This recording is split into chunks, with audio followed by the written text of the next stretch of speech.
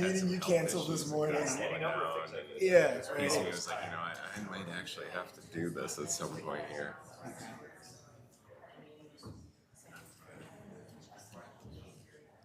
Sit in the dryer shack and watch it.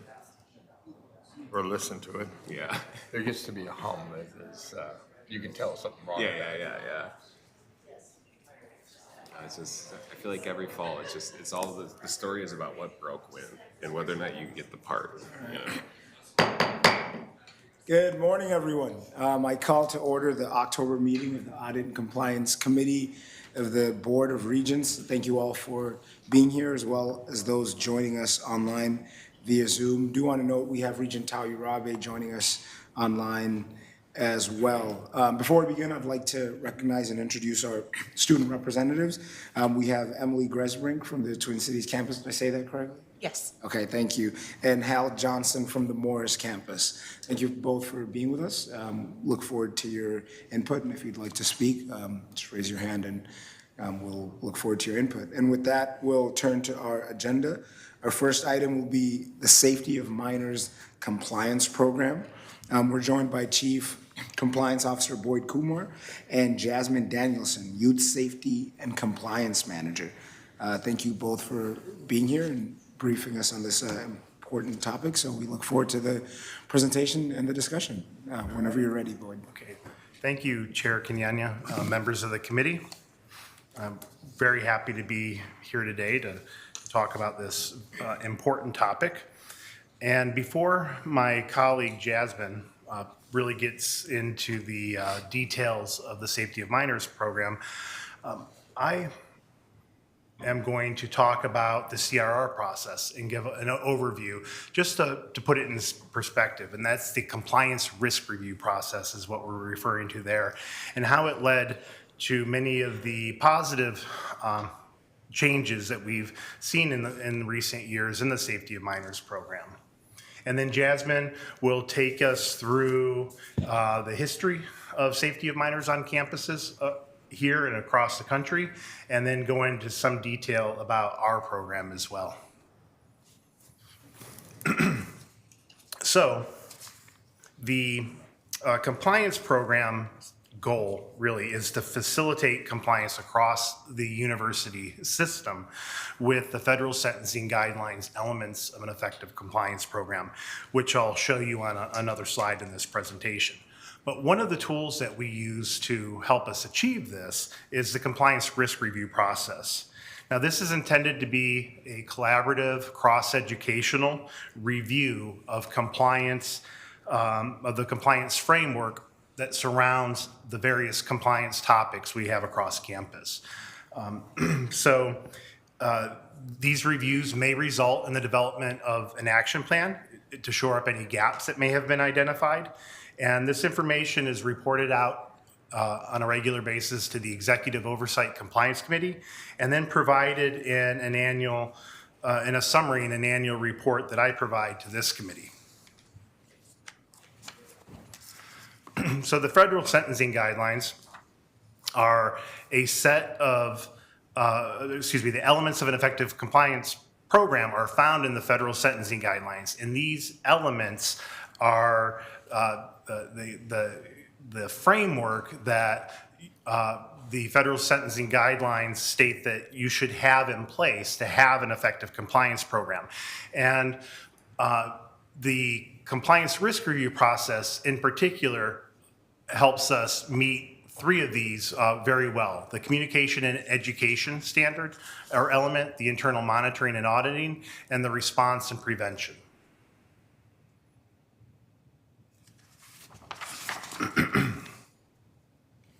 So when we conduct a compliance risk review, the steps, as you can see here, there's about 7 steps, but it begins with identifying a topic for review, and that's done in collaboration with the Executive Oversight Compliance Committee and our compliance partners across the institution. And once we've identified the topics that we're going to review, my office, the Office of Institutional Compliance, will do a deep dive into that topic. We'll review laws, regulations, rules, university policy, best practices at other institutions. with the goal of designing or creating an assessment tool that we can then apply to that topic here at the university. We'll then meet with the key stakeholders to review that. So we try to, realizing that we're not the subject matter experts, one of our goals is to bring our office up to speed. This is part of the cross-educational. It includes some education for us on that topic. And then we'll sit down with them and we'll review the tool, review the topic. We'll get their input as subject matter experts that will help shape the tool. And then it becomes something that we can use not only during this compliance risk review cycle, but again in the future. It becomes an assessment tool that we can reuse over and over again and update as needed as policies change and as regulations change. The participants then take that tool and it's a self-assessment, and they perform the self-assessment in their area, and they come back to us with their findings. We review it. We talk about any gaps that were found. There may be some light verification in that process where we go in and ask for some specific data or go and visualize some specific processes. But really, we're not trying to function as an audit group. We're really looking at that framework to make sure that that framework is in place around those topics. And then at the end of this process, we'll talk about the gaps and what actions the university may want to take to shore up those gaps.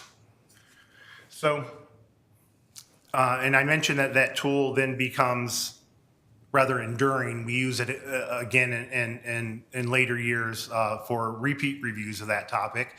And we set ourselves up for this continuous compliance improvement cycle where we have the risk identification, we go through conducting the compliance review, developing the action plans, implementing them, and then eventually coming back around and then reassessing to see where we're at and to see what further work, if any, needs to be done. And in 2017, we did our first compliance risk review of the Safety of Minors program on campus.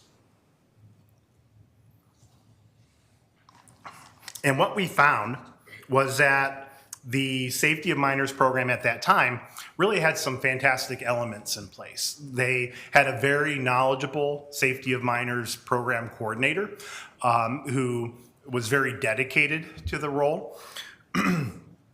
They had developed a policy that was in place, and that's a very important part of any addressing any compliance topic. They had a very well-developed website that was very informative. It was kept up to date. But what they were lacking, we found as a gap, they were lacking the resources that were necessary to perform appropriate monitoring and training on the topic, or what we would see as ideal. So this report was then taken to the Executive Oversight Compliance Committee. The strengths were highlighted, and so were these gaps. And the decision was made to enhance the program. And we were able to do that with the support of the Executive Oversight Compliance Committee. And this is where I'm going to turn it over to my colleague to talk about the changes that occurred in the Safety of Minors program and where we're at now. Awesome. Thank you, Boyd. Hello, everyone. All right. So I'm going to give a brief overview of what is the Safety of Minors program. We're going to dive into some data, and then I'm going to tie in how the compliance risk review process really did enhance the policy. So our mission is really to keep all youth, and sometimes I say minors and youth interchangeably, so just keep that in mind, while they're here safe. And when I say safe, I mean mentally safe, physically safe, emotionally safe. And when we view success here on campus, it means really understanding how many young people are stepping onto our campus at any given time. Who are they? And then obviously who is that adult caregiver that we can contact if we need to? Obviously, we want no reports of harm to those young people while they're in our care. And we want all of the adults, all of us university staff and volunteers, successfully passing the background check, training, etc. So those are kind of high-level nuggets of success for the Safety of Minors program. How did this all start? And I'm sure you are familiar with some of the backstory here, but the crisis at Penn State was really a pivotal point in youth development and higher education. the Jerry Sandusky situation. After that, many colleges were asking, wait, do we have young people on here? What are we doing? And so it was kind of a wake-up call for many universities across the country. And here at the university, some people might be surprised, but we serve anywhere from 98,000 minors to 250,000. And there's a little bit of a gap, and I'll talk about that just with COVID and some changes in programming. But we all know that that's a higher number than our actual graduate and undergraduate students. So we're in kind of that top 10% of population of minors throughout our Big Ten universities. You can see here on the screen just the cost of that crisis. You know, I don't have to read it for you, but over 230 million. And then there was another situation at University of Southern California. It costed over $1 billion. And obviously, these costs do not account for the trauma, the long-term impacts, the reputation of the university. So a little bit of background on why this is so important. Most institutions that have a protection of minors policy have these 4 things, and I'm happy to say that so do we. Activities and programs have to register centrally. This is just a key part so that we know, again, who, what, when, and where is taking place with young people on campus. To provide child abuse training so that we can recognize the signs and have intentional action to prevent those signs of abuse. Require background checks of all of those interacting with minors. So that includes within that 3-year period, anyone coming in contact with a minor on campus has to have an up-to-date background check. And then just minimum standards, and I like to say minimum because here at the university, we like to go above and beyond minimum, but we do have some minimum standards for all the programs, which includes no one-on-one interaction. That is one of the standards that I try to reiterate as much as possible, and this even includes virtual interaction. So, all right.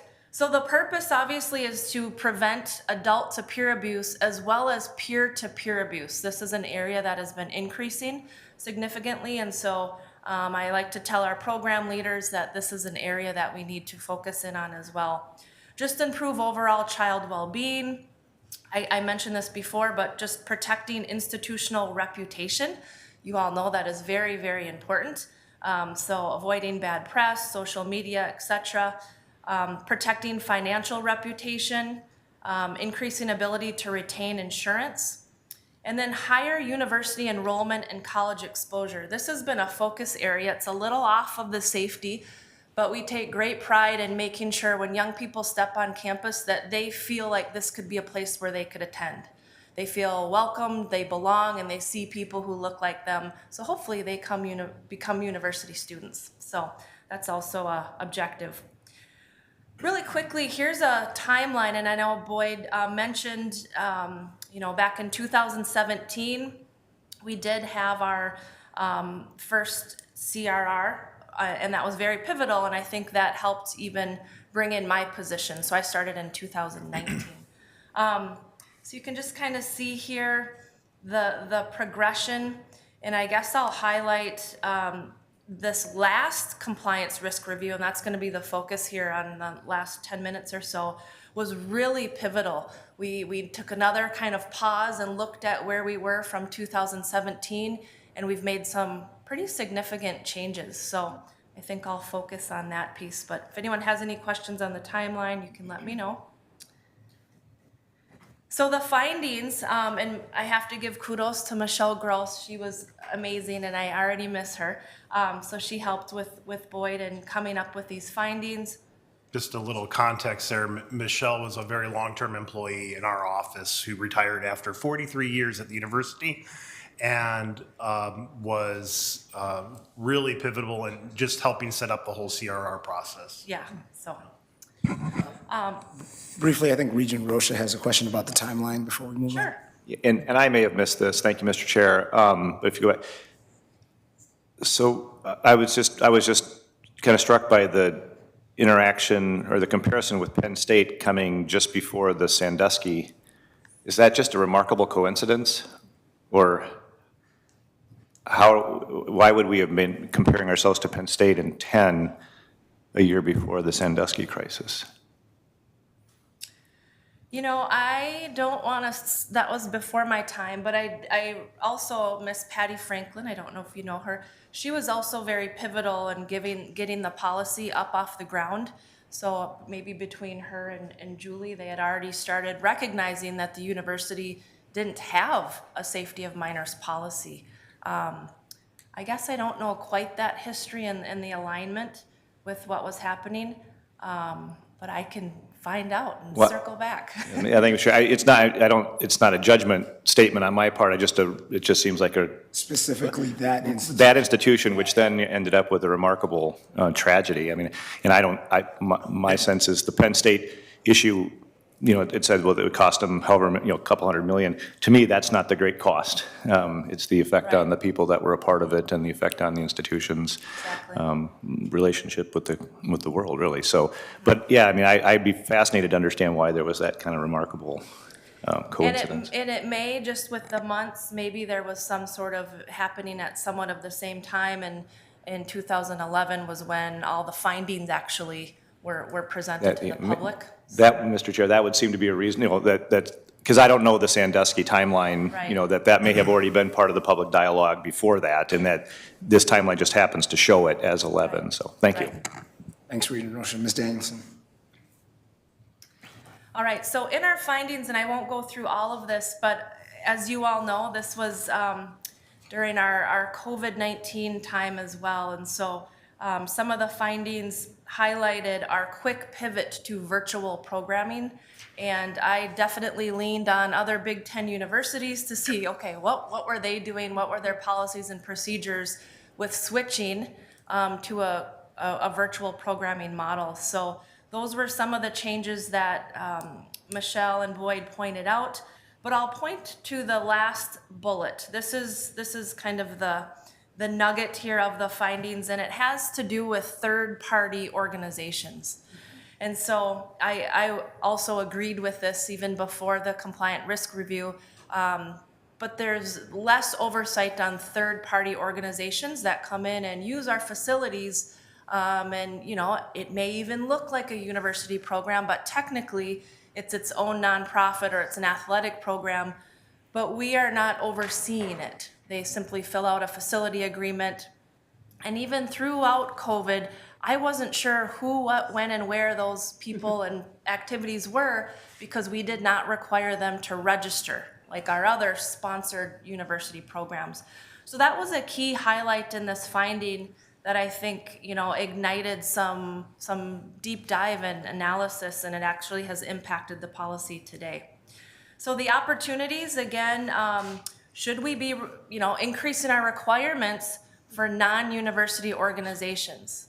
So taking a look at that, looking at the facility agreement, what are we liable for? What do we want to be liable for?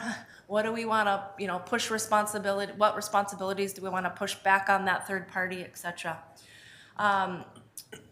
So, you know, the suggestion was possibly have a similar monitoring strategy. And I'm glad it doesn't say the exact same, because that would be a lot of work. But some sort of monitoring strategy so we know who are the folks that are on our campuses running programs.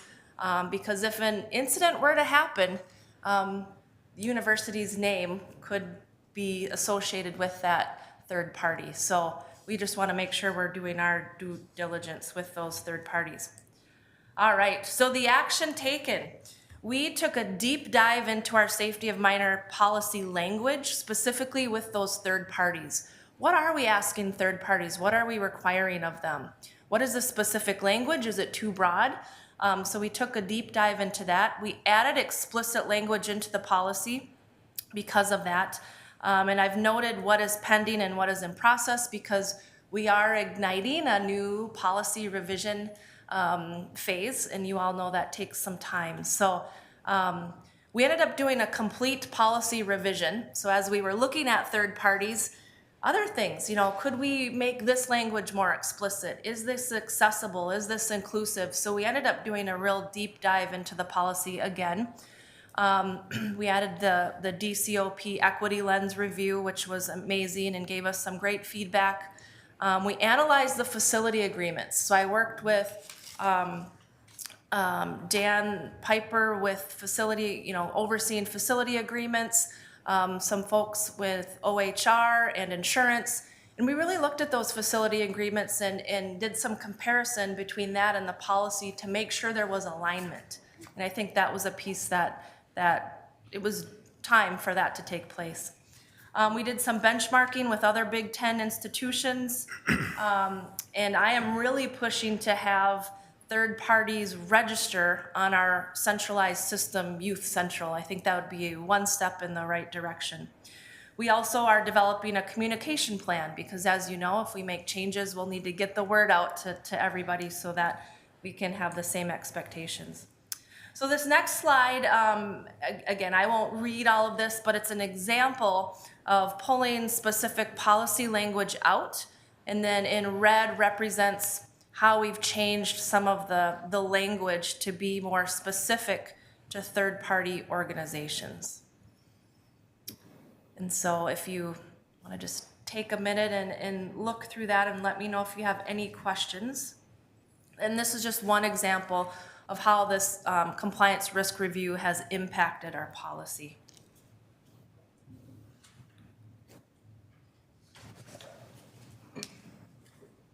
All right, I do want to add this as well. This has been an amazing framework for myself as, one of the leaders with the Safety of Minors policy. It's from Presidium. They are their own nonprofit and they specialize in abuse prevention. But just putting together different areas that we need to consider, similar to your framework. And when I work with our program leaders, not just focusing in on training or just on screening, but all of these components to really make sure that we are creating a safe environment, not only for the young people, but as our staff as well, because we want to protect them the same way we protect our young people. All right, the really exciting information is just a quick snapshot of minors on campus. Where are we? And so again, take a look at these pretty amazing numbers. Over 250 young people were registered. Most recently, about 98,000, and I've been doing some analyzing on why that number has decreased. And I think it's just due to COVID. Some programs actually just stopped, staff transitions, etc. We have over 370 pre-college members, and that means adults across our campuses who are ultimately responsible for our youth programs. So that's a pretty significant number. We had 28 step-up interns, and I'm happy to say we, university, received an Achieve award this year for a community partner. So we were excited to partner successfully with the city of Minneapolis to get young people jobs here at the U. Over 50 different professional learning opportunities. 65 program leaders became certified in youth mental health, which I think is great. Not only do they take the training, they're actually certified as a youth mental health person. So they are certified in that curriculum. About 30 new programs evolved, even after COVID, which I thought was really exciting to get people thinking outside the box. And we have over 10,000 volunteers. I have to give kudos to 4-H, right?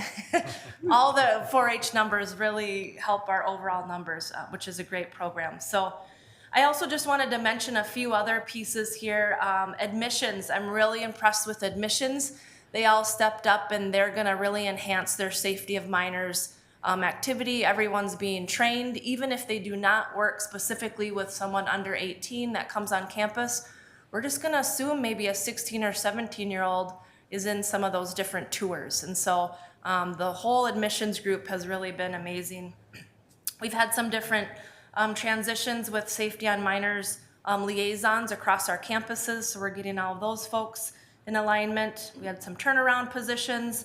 We had one safety incident, which was very minor, and you all know we had some building evacuations, and thankfully, the programs had put together an emergency preparedness plan. They never would have thought they would have to evacuate a building with, 20, 30 kids, but because they were prepared, we didn't have any hiccups. So, The safety of minors policy areas. So if you look at the policy, this is what you will see. What is a covered program and what is an uncovered program? So what should be, what type of program should be registered and what type of program should not be registered? Mandated reporting, and again, I won't get into all of this, but there's a section on mandated reporting because we are working with a vulnerable population. Registration, this is a requirement. Background checks, training, we do require a mandated safety of minors training. And then health and safety section, the appropriate forms, and then how to report an incident. So those are the areas that are covered in the safety of minors policy. I always like to pull out the health and safety section. To me, this is the meatiest, the best part of the policy, because there are more specific areas here that folks need to take a deep dive, and you can just scan through that for yourself. Those are all the other areas included in the policy. Again, I added in here what is actually covered in a program. If parents are with a child, for example, that's a different set of liability than if a parent just drops their child off for a summer camp. And just kind of being respectful to time here, our registration system, you can see under the basics here, these are the pieces of information that we ask every single activity, conference, internship, no matter what. We call it just activity. Those are the basics that we ask. And then on the other category, this is how I use the information. This is where I can figure out if there's gaps, what program is doing what. Maybe it flags incidences. If someone's, asks a background check and they say no, I can go back and say, why did you put no on not doing a background check? So it helps me to, identify who I need to contact. My role, these are some of the key pieces here, just so you know what I'm doing, supporting and connecting all of those 370 folks across our campuses. I'm typically the point person for, I'm a faculty member and I want to bring in 2 17-year-olds. What do I do? So they contact me. Communication with COVID, as you all know, that was a moving target. So communicating all of those, CDC, Department of Health, university protocols very quickly. Creating that solid network. I think if you asked folks, they would say it's been great because now they're able to support one another and connect with one another. Monitoring and compliance, and Boyd's office has been very supportive in this piece. Analyzing gaps and really sharing our impact story. It's amazing the work that the university is doing with minors. It impresses me every single day. So we have more work to be done, but very impressed with the work that's happening. I also wanted to just add, there are pieces that are centralized and decentralized. I think we all know that as part of the university, and so I also wanted to highlight those pieces as well. This can be somewhat challenging at times, but it's also an opportunity to really give autonomy and accountability to unit leaders for some of their roles and responsibilities as well. So you can do a quick scan here. These are the pieces that I really oversee, as well as support the decentralized functions that the unit would have to take ownership of. Program requirements, if you're interested, again, you could take skim the list here. Any program that's involved with minors, this is what we expect of them. So it's not just something, hey, I want to run a music camp next week. We got to pump the brakes, right, and make sure that we follow all of these requirements. Not everybody is cut out to work with young people. So that's just, it's how it is. So we want to make sure that there's a really explicit list of requirements to engage with a minor. Other areas of support, we are requiring folks get trained in the Clery Act, mandated reporting, picking up that phone and possibly making a CPS call, Child Protection Service. Not everyone is familiar with that, and so we offer special training for that. Safe sport with our athletic programs. Documents, how long should we keep a youth registration form? So privacy protection, youth in the workplace. This is also an area. is this young person an employee, or are they, a minor that's here engaging in a program? So really getting specific about how are we going to view those young people that are getting a paycheck, but they're also under 18. Mental health awareness, that's a high priority for all of us. And then evidence-based quality program, and kudos to our Extension Center for Youth Development. They've really added a lot of what does it mean to operate a high-quality youth program here on campus. So that's also important. I am affiliated with HEPNET, Higher Education Protection Network, so I get receive a lot of support from HEPNET. I'm also on the program committee. I'm also involved with the Big Ten Youth Protection meetings, so all of us Big Ten folks get together monthly. American Camp Association, amazing, really focusing in on youth development. United Educators, Presidium, and our very own University of Minnesota's Safe Initiative team here. So those are some of the other key stakeholders that I draw from, and that is it. So we can go back if anyone has any questions. Thank you very much for the thorough presentation. As I wait for questions to come in, I'll take a stab at it. This was very helpful. One area, that I was thinking of that I'm unfamiliar with is athletics, specifically recruiting. I don't know too much about how that works, but that is a very personal thing, and some of it happens here. I think some of it happens, out there. Are you involved with that? Do the coaches receive the same training? Can you speak to that at all? Yeah, so athletics is actually an area of high priority. We tend to view athletics a little differently here on the Twin Cities campus compared to some of our other campuses. And I do work with the athletic department to make sure that we are in compliance. We try to, use Safe Sport as that's an entity, right, that gives us best practice with athletics to really make sure our athletic department is operating in compliance. My main focus is the youth camps, youth athletic. I'm not as connected with recruitment. I believe athletics has their own department that's really keeping tabs on what's appropriate, what's not, what are the laws. Okay, yep. Regent Verhalen. Thank you, Mr. Chair. Ms. Danielson, one of the areas you talked about looking to explore further and consider in your future planning is third-party programs at the University of Minnesota. So not necessarily where the University of Minnesota is the group that's holding the event, but maybe hosting another group here at the university.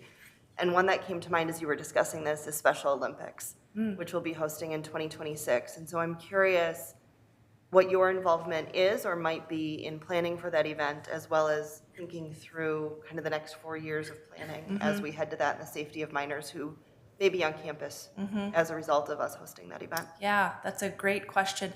I think we're in a good position to look at what are we requiring of third parties. We do require that they obviously do their own background checks, they do training, they agree to our minimum standards. And so that's a conversation that we need, we meaning myself and compliance and others to figure out what is their responsibility and what is our responsibility, because typically they have their own set of insurance. And that facility agreement is saying, yes, we are going to abide by these rules. I definitely think there needs to be a collaboration, right? We're this university with a wealth of knowledge. We want to know what's happening here on campus. Are they following ratios? What is the training that they're doing with their staff? And we are allowed to do monitoring of third-party organizations. And so even today, now, if a third party is here on campus, we have the right to come in and just observe. What are their ratios? Are they leaving young people alone? Did they complete all their background checks? What is the training that they went to ensure that their staff are appropriately handling, a missing child on campus? So I think now is that pivotal time where we are figuring out who's responsible for what. But I do think that's an area, even leading up to this huge national global event, right? how can we best position ourselves to make sure everybody's safe? Regent Verhalen. Nothing further. Thank you, Ms. you. Danielson. Thank you, Mr. Chair. Regent Rosha. Thank you, Mr. Chair. Thank you for the presentation, and kind of on that third-party dialogue, going all the way back to sort of the pre-COVID, post-COVID numbers and so on. I understand that third parties oftentimes will pay substantial fees to use university facilities. And even, so, but even within that context is what you're talking about. So even someone who is paid to be on campus. And, as I'm listening, clearly it's a very, very positive development that we're taking this seriously. I, want to, sort of kind of pick it up and look at it from multiple angles, because I think there are a lot of things that may be playing into why there's been about a 60% reduction in youth activity compared to pre-COVID. And part of that, again, just, hypothesizing here, may be that, the university has a lot of rules. We have a lot of rules, we have a lot of requirements. And I know, listening to people in the community, I've heard people talk about wanting to, for instance, rent Huntington Bank Stadium. And I've heard of folks that have taken that off their list because it's more complex and more difficult than renting other similar facilities in this area, which, and I think we get tens of thousands, if not hundreds of thousands, for the use of that facility. So that's a big deal, right? And so as we go through this process, one of the things that I want to make certain is, if you're an organization, and people that are hesitant about the hoops or the steps aren't necessarily bad people trying to do bad things. They're just people that are trying to hold an event and so on. And so I think to some extent you may have the issue of someone saying, well, we just want to hold a youth day for such and such, whether it's scouts or something, and we can rent this facility over here, or if at the university we've got all these different steps and the prospect of the university coming in and overseeing us. So on balance, we end up potentially chasing them to a place where there's, where it's virtually the Wild West, as opposed to engaging them here. So as we put these kinds of programs together, my strong hope is that we present it not as a challenge, but as an enormous asset, in that we do everything we possibly can to streamline it. Because I think it's certainly a public perception that being involved in the university creates a whole new range of, we're sort of almost like our own municipality, and we're putting a lot of rules on top of all the other rules that are from every other municipality. So that would just be my comment, and maybe you could even respond to that, as far as how do we ensure that these different organizations that work with youth, third-party organizations, see us as an attractive place to conduct events, because they're going to get support and help, versus we're going to be looking through the microscope at what you're doing and making it more challenging for you to operate here versus someplace else. And we have had that conversation, so I appreciate you bringing that up. So that's why right now it's really just saying, we just need you all to make sure you're doing your background checks, doing your training. We're not necessarily going in and saying you have to do this exact training, you have to go with this company. And so we are giving ownership to that third party, and when they sign, they're basically saying, yes, we've done this work.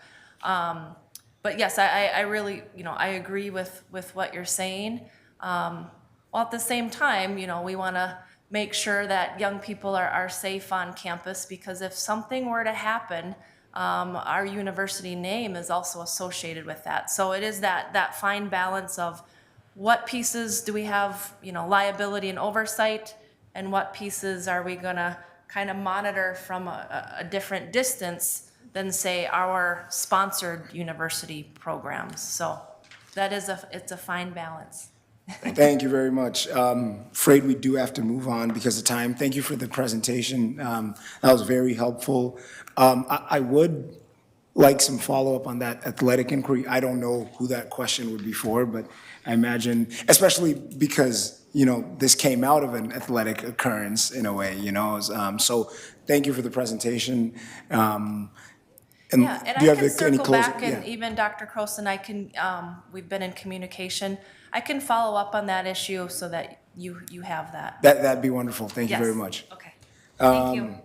Next, we will turn to the overview of the review of the annual financial statements.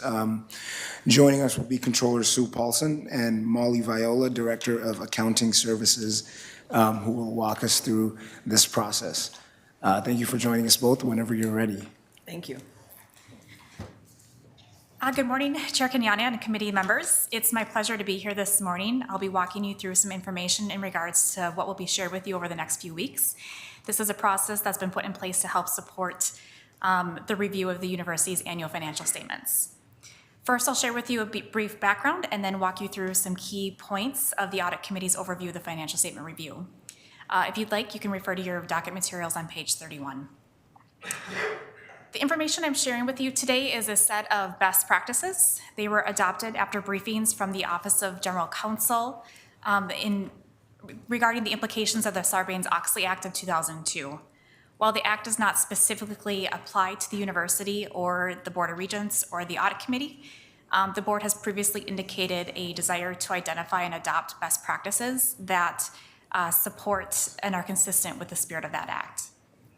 The best practices that were recommended and adopted by the Audit Committee include reading the financial statements for items inconsistent with your knowledge prior to the issuance to the public. As a result of the recommendations, the board operations and agenda guidelines were modified to specifically include in the responsibilities section of the Audit and Compliance Committee the review of the annual financial statements. Specifically in paragraph C, it states that the Audit and Compliance Committee shall review in advance of final issuance the proposed formats and wordings of the annual financial report, including management's discussion and analysis, financial statements, footnotes, statistics, and disclosures. Next, I'll walk us through a timeline of what the next steps will be. The first step is today's presentation, providing an overview of the financial statement review process. This presentation serves as an advance notice and summary of the upcoming review process. On October 21st, you will receive a draft of the finalized annual report for your review. This is a significant step in the review process. It's intended to support the Audit and Compliance Committee's oversight responsibilities by giving you an opportunity to ensure that all material information in the financial reports are consistent with information you've received or acted upon within your capacity as members of the board. The annual report is a large document and contains complex financial information. You're encouraged to read any and all of it, but we'll also provide you with recommendations that will highlight specific areas for your review. You'll also receive contact information as far as where you can direct any questions or comments that you may have. The report is going to contain three major sections. The first is management's discussion analysis, sometimes referred to as the MD&A. It's typically about 20 pages, and it's management's opportunity to share additional information in a narrative format and help connect the university's financial report and results with the university's mission and priorities. The next section is the core consolidated financial statements for the university, which includes RMINCO, and significant component units, which includes the University of Minnesota Foundation, as well as University of Minnesota's physicians. That section is typically 9 to 10 pages. The first statements that you'll see are the consolidated statements of net position. Those will include assets and liabilities broken out by current and non-current line items. It's going to include things like cash, investments, accounts payable, debt.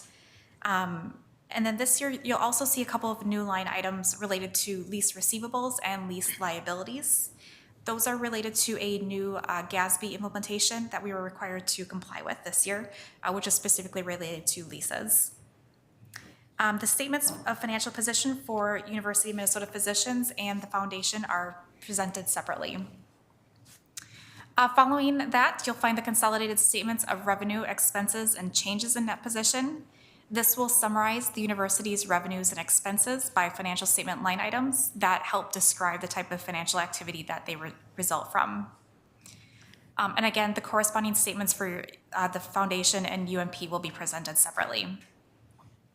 Then you'll come to the consolidated statement of cash flows, which summarizes cash flow information by operating activities, non-capital financing, capital financing, and investment activities. As I mentioned, there is a significant implementation occurring in the current year related to leases. This will require the reporting of receivables that are related to a lease where the university is a lessor, as well as payables where the university is the lessee. And these are based on calculations related to the life of the lease, as well as other factors. The university is also required to record a right-to-use asset in instances where we are the lessee. And then lastly, I'd like to note that this implementation is effective for fiscal year '21 as well. So you will see some of the prior information restated as a part of that implementation. We're effectively required to share that information as if that standard had been in place already last year. After the statements, you'll find the footnotes. There are 15 footnotes this year, and they provide the reader with additional information about specific types of financial transactions in more of a narrative format. They are required and by GASB, which is the university's rules for accounting. Specific to this year, you'll also find campus statements, including statements of net position and changes to net position for both fiscal year '21 and '22. We include those in the statements every other year, and they are unaudited. Please note that when you do receive the report, it will be marked draft. It's still subject to audit completion. Deloitte will still be working through some of their procedures, so it is possible that there could be changes between the time that you receive the draft and that we actually issue. In the instance that any of that would happen, we would certainly summarize that and share that information back out so that you're aware of what the changes are. Deloitte plans to sign off on the annual report on October 28th. To ensure the Audit Compliance Committee review is completed within the audit deadlines, please plan on providing any feedback that you have in advance of the meeting that will occur with the committee chair and vice chair. That meeting will be held on October 27th. At that time, we'll discuss any feedback that we've received and ensure that the report is ready for issuance. After the report is actually issued, we also share a copy of it with the state, typically the very next day. And they're often relied on for other types of reports such as the CFA, NCAA reporting, and other compliance reports that the university completes. With that, I will turn it over to the committee for any questions or comments. Thank you very much. Any questions from colleagues, including those online? All right, looks like we have no questions. Just briefly, you did mention that you would highlight certain areas to maybe pay attention to. Short of starting my own Excel spreadsheet and doing my own analysis, which I know Regent Sturgum will do, as trustees, I mean, how can we be helpful? What are we looking for? What kind of feedback or observations would be helpful, if at all, maybe? Maybe we can't be helpful. Yeah, certainly. So I think some of the things to think about are things that you know about that have happened here at this table throughout the year, and making sure that you're seeing those reflected if you feel that it's appropriate that they are as some sort of financial transaction. Hopefully we are capturing those appropriately, but those are the sorts of things that would probably be the best for you to look for and highlight if you have any questions or comments. Okay, all right. Thank you very much. Thank you. And our last item will be an internal audit update. Chief Auditor Galswick. Thank you, Chair Kenyanya, members. I know. Yeah, I've been fighting it.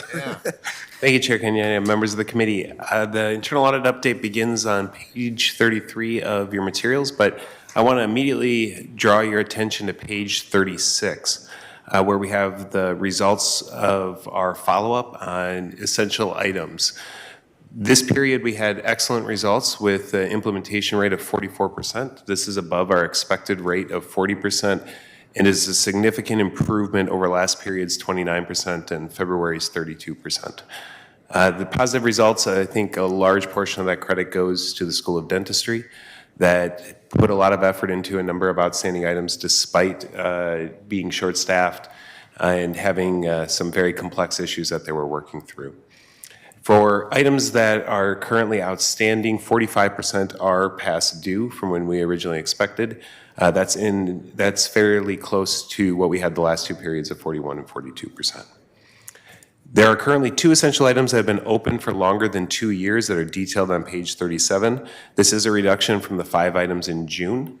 Additional details are provided on these items due to the length of time in which they've been open. On page 38, you'll see that there's an update on the collaborative assessment on identity and access management. The committee will recall that due to the nature of this risk assessment and the long timelines that we expected with its remediation, that we're not doing our standard follow-up processes on the identity and access management collaborative assessment. Instead, we're having management provide updates to the committee, and we will plan to go back and audit and confirm once remediation has been fully implemented. As another reminder to the committee, in May, Bernie Glodchek, the CIO, and his team will be reporting on an update on the identity and access management efforts to date. Finally, for follow-up, all outstanding items were closed on 7 audits, which we always want to make sure that we highlight. So you can see them on page 53. On page 57 is the audit activity report. This provides an overview of all the other work that we performed this period. We completed 10 audits in this period, and the majority of those we rated our highest rating of good. However, there were 2 audits that we identified as needs improvement. The first would be energy management, and really it was just a component of the energy management review. We found that the financial and operations of the unit were good, but the information technology and operational technology needed improvement. To give you a little bit of background on energy management, this is a unit that manages our steam plants, the building controls, and manages a number of critical alarms for the institution, including fire alarms. I think it's important to note that though we do have these issues that we identified, there has been no major issues with those systems or our critical life safety alarms, et cetera, but there are needs for improvements in those controls and for governance of the information technology area. The other audit that we identified as needs improvement is the Veterinary Medical Center, where we identified issues related to financial controls, controlled substances, and information systems. This is another unit that is experiencing significant staffing issues, and that's part of a larger industry trend as well. And so I think that's part of the background on why they had these issues. 3 other audits I'd like to just briefly highlight. Research Animal Resources. This unit manages the safety of our animals that are and make sure that their welfare is well managed, that are used in laboratory testing, et cetera. They were recently reaccredited and found that they were meeting all animal welfare standards, and we found that most of the controls were operating effectively. However, we did note this audit as inadequate, which is our middle rating of our 3 ratings, primarily due to the employee survey results that had identified some concerns, as well as some control improvements that we think are necessary related to the management of physical keys where the animals are being stored, as well as internal sales processes. Another audit I'd like to highlight is the Genomics Center. So the Genomics Center provides cutting-edge services for researchers on our campus, and they were critical to the COVID-19 response for our state. Overall, we found that their processes are good. There are some room for improvement related to information technology as they do handle sensitive health information. But the piece that I think is also important to highlight, or maybe the most interest, is they are going to be facing some financial strains going forward. Given the nature of their work, it's very expensive work to conduct. And they have relied on some internal subsidies and external sales that it's not clear that those funding sources are going to be sustainable. They're aware of this, they're working on plans to address it, but just something to keep in mind. Finally, the 3rd audit that I want to highlight is the Student Disability Resources. So these are the units that are across all of our campuses that help students that have disabilities or other needs to be able to get the support that they need to achieve their academic goals. Overall, students were very positive on the services that they receive from these programs. We did a survey. The results were very, very good. The thing I think of importance to highlight there is that there's been a very large increase in demand in the use of these services over recent years. To give you an idea, on the Twin Cities campus since 2015, the demand has literally doubled, and staffing sizes have not increased in the same rate. And so this is putting a lot of strain on these departments. So something that the university is striving to work towards is universal inclusive design which would help to reduce some of the demands and needs that these departments are facing to try to support the students. But that also is a major commitment, both financially and in terms of effort, in order to embrace those principles. Finally, page 66 of your document materials is a new schedule that I want to highlight. This schedule provides details on audit reports where we identified risks where management said that they plan to resolve those risks as part of the PEAK initiative. So as we start to move, or as we get to the point where we're moving towards implementation of the various PEAK principles, we want to make sure that these risks are staying on management's attention. So we are going to continue to update this schedule and provide this to the committee and to management periodically to ensure those stay on the radar. With that, that concludes my remarks. If there are any questions. Yes, thank you. Regent Verhalen. Yeah, and keeping in mind that Chair Kenyanya wants us to end on time. Chief Auditor Galswyk, you mentioned on page 36 of the materials the success in getting 44% of the audit recommendations completed and really a focused effort by the School of Dentistry on that. But then also that we have 45% of open recommendations that are past due. And looking at this chart, it appears that 9 of those are also within the School of Dentistry. Can we infer then that now that the School of Dentistry has those 8 items done, they'll be focusing on these remaining 9 items that are past due and getting those pushed across the finish line as well? Chief Auditor. Yeah, Regent Verhalen, Chair Kenyanya. Yes, they're making effort across all of the. They're making effort across all the various issues that are outstanding. There are a number of issues that they're dealing with that are system related, where they have multiple information technology systems in place that just by the nature of them, it takes time to try to implement those processes and controls across those systems. I think that is a component of what's happening there. But also, again, the staffing issues are, I think, impacting them more than maybe they originally expected when they established those timelines. So I would expect that they'll continue to make progress through those. And overall, I'm not concerned with their level of progress, given the number of issues that are open and what they've been able to achieve. And I really appreciate that context and your perspective as well, so thank you very much. Thank you. Thank you. And the Provost, you had no comment? Okay, thank you. We are at time. I would just like to note that last slide with the PEAK remediation plans. I want to commend that because that's a result. We've had that discussion both here and in the planning committee, and just noted that while some of these are legitimate, we want to make sure we're tracking them and that that's not being used as a blanket answer. So that slide is very helpful. And with that, we are at past time, Regent Verhalen. Welcome. So we will stand adjourned. Before that, I do want to remind everyone that the Mission Fulfillment Committee will be starting in 14 minutes at 9:15. And with that, we stand adjourned. Thank you.